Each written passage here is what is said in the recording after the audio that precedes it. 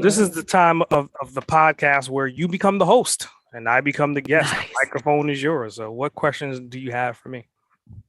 Oh my goodness. Well, see, I see you as an empowered boss and as an empowering boss as well.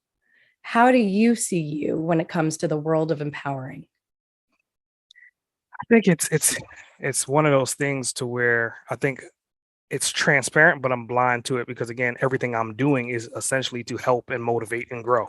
Like that's if I had a mission statement, that would be the mission statement. So by default, I'm empowering, but I'm not thinking about empowering, if that makes sense.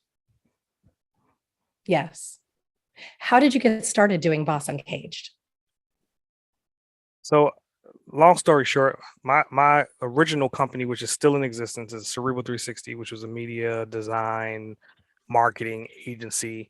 And I went on these different facets, to your point, I was in the market as well. I've gotten my Series 6, I've gotten life insurances, I've became a travel agent.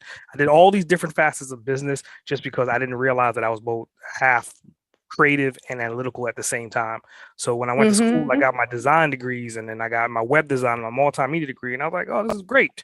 But there's got to be more. So I went out and figured out all these other things. I was the type of person that I would go work at Comcast for 30 days just to learn Comcast's business structure behind the scenes, and then I'll quit. And I did that on and on and on, literally like unlimited Oh amount my of gosh. that I've infiltrated companies like that, right? So then How did you do that? I just applied. It was just literally I would apply for one, and then once you understand like how resumes work, what people are looking for, or even like entry level, Yeah. I would go in an entry level and just use that entry level position for 30 days to figure out their strategies, and hence why like the whole Boss Uncaged thing was sweltering and building up, right? So long Oh story my short. gosh. 2018, after doing all these multiple different things, wearing all these different hats, not sleeping, working 20 hours a Yeah. day, and also being a full-time single dad at the time, and I had primary full custody of my son. That 2018 happened, and then I had a stroke.